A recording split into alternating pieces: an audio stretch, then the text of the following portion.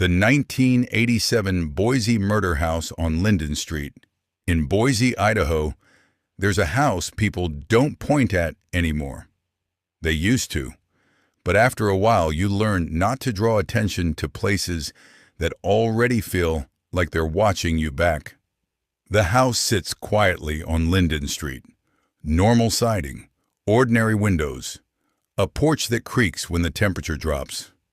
But in 1987, something happened inside that house.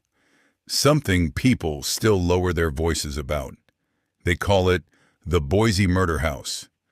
And once you hear the story, you don't forget it.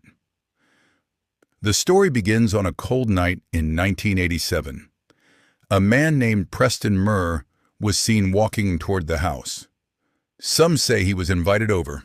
Others say he followed someone inside. The man who lived there is most often named Daniel Rogers.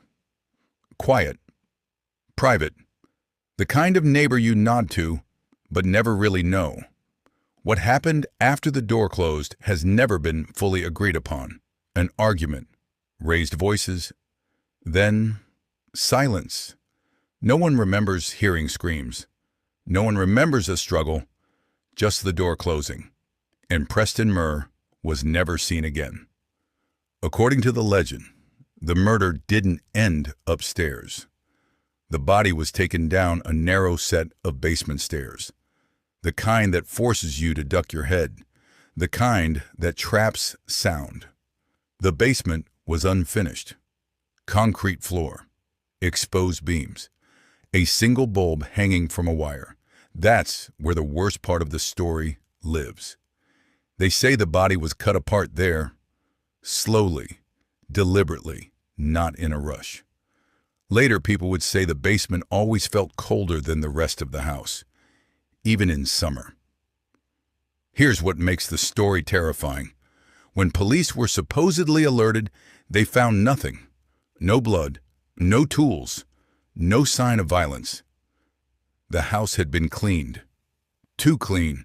No major headlines followed. No trial anyone can find today. It's as if the crime slipped through the cracks of history. And that absence became part of the fear. Years passed. New people moved into the house. That's when the stories changed. Tenants reported feeling watched. The basement light flicking on by itself. Some said they heard movement on the stairs when no one else was home. Others refused to go downstairs at all.